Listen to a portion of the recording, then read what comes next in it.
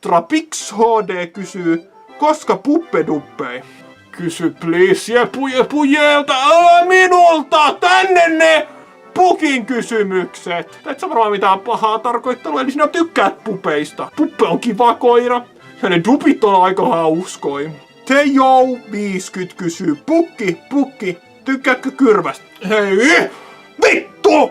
Tää alkoi niin hauskasti, Pukki, no mitä asiaa? No tykkäätkö kyrvästä? Vittu! Tuli taas niin kulman takaa. Miks tänne on?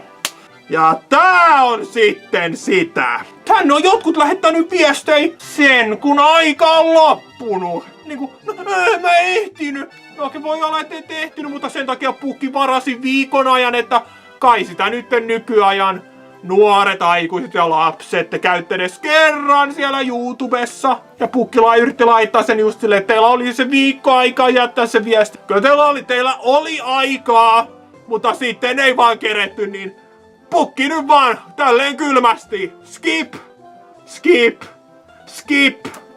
Sturm. En muistaaksä Sturm-kamerat, mutta oi voi, sinut minä muistan ja sä kysyit aina hyviä. Perhana, en tänä vuonna kerinnyt kysyä. Muista silti, että olen yhä täällä. Sydän. Ai Sturmi, hearttia. On harmi, että ei tehtynyt kysyä, sillä kyllä Pukki tukee niitä, jotka kysyvät hyviä kysymyksiä, eikä mitään.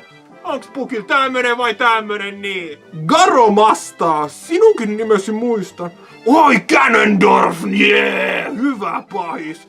Mitä mieltä Pukki on jeen duppaustaidoista? No muuten se jätkä on ihan paska, mutta sentään hän vetää tunteella. Ehkä ei äänet osu aina kohilleen, mutta kun on tunnetta ja yritystä, niin sitten kyllä palkitaan. Jee! Mut jos vaan päästäisit mut pois täältä! Haluun kotiin! Henna kysyy, voisiko Pukki kertoa jouluisan vitsin? Okei, joulupukki on ukki ja sängyssä aika pukki. Anteeksi, toi on niitä iltahuvin vitsejä.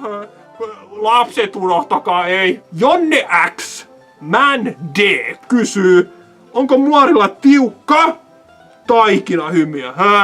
Yritkö pelastaa itses tuolla? Kyllä minä tiedän, mitä sitä kysyttiin. Onko tiukka? No ei oo tiukka.